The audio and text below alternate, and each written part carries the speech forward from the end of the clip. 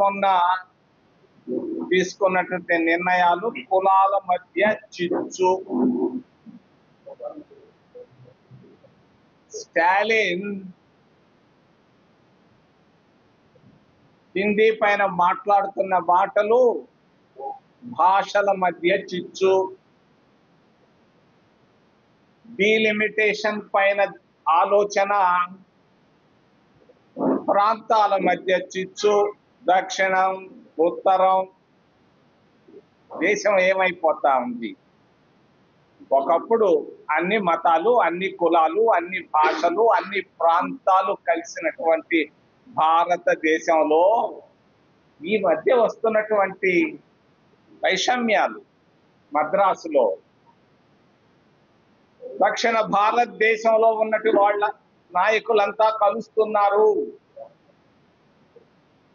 Delimitation పేరుకే గాని ప్రాంతాల మధ్య విభజన కనిపిస్తా ఉంది స్పష్టంగా.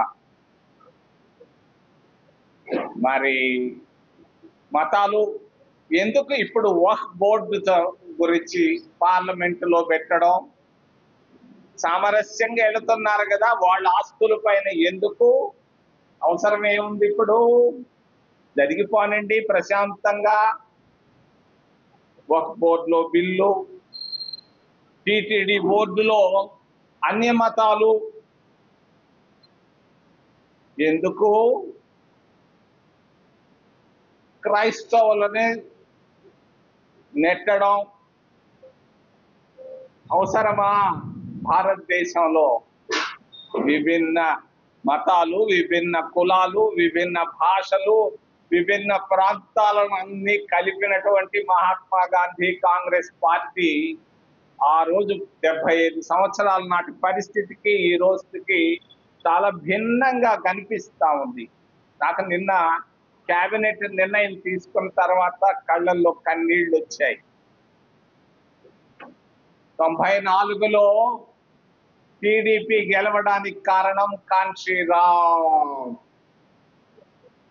294 సీట్లలో 260 సీట్లు టీడీపీకి రావడానికి కారణం మిస్టర్ కాన్షీరామ్, నా ఫ్రెండ్ వాడు.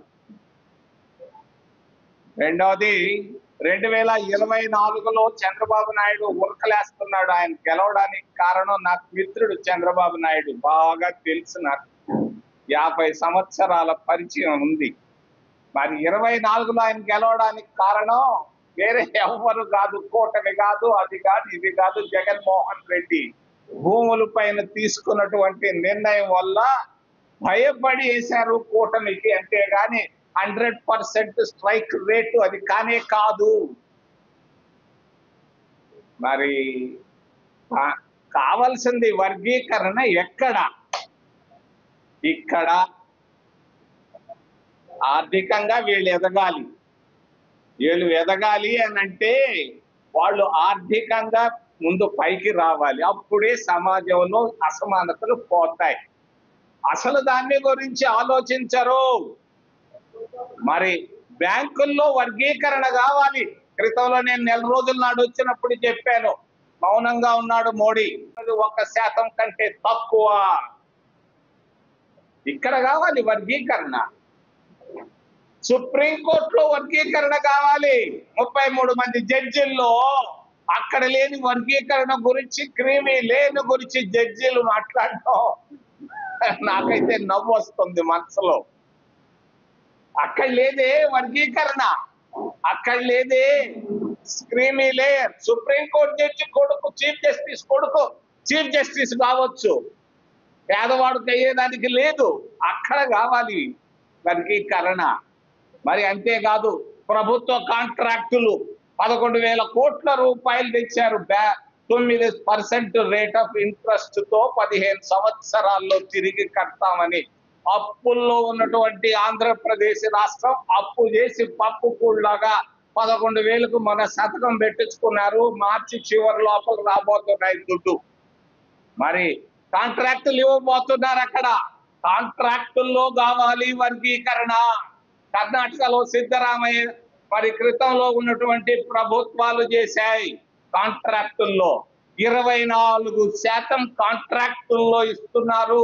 మరి అక్కడ కర్ణాటకలో ఎస్సీ ఎస్టీలకు 24% ప్రభుత్వ కాంట్రాక్టుల్లో ఇస్తున్నారు. ఆంధ్రప్రదేశ్ రాష్ట్రంలో ఎక్కడి క్లార్కుల ఉద్యోగాల్లో కాదు, జూనియర్ డాక్టర్ల ఉద్యోగాల్లో కాదు, జూనియర్ ఇంజనీర్ల ఉద్యోగాల్లో కాదు, కావలసింది వర్గీకరణ ఇక్కడ ప్రభుత్వ కాంట్రాక్టుల్లో, బ్యాంకుల్లో, సుప్రీం కోర్టు జడ్జీలు, హైకోర్టు జడ్జీల్లో వర్గీకరణ ఆపి పేదవాళ్ళ అమాయకత్వాన్ని చిచ్చుకు ఆజ్యం పోసి నిర్ణయం తీసుకున్నటువంటి మా మిత్రుడు చంద్రబాబు నాయుడికి నేను ఏం చెప్పాలా?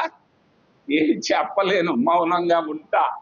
కానీ నష్టం చంద్రబాబు నాయుడికి భవిష్యత్తులో, నష్టం లోకేష్ బాబుకి భవిష్యత్తులో. ఇది స్పష్టం.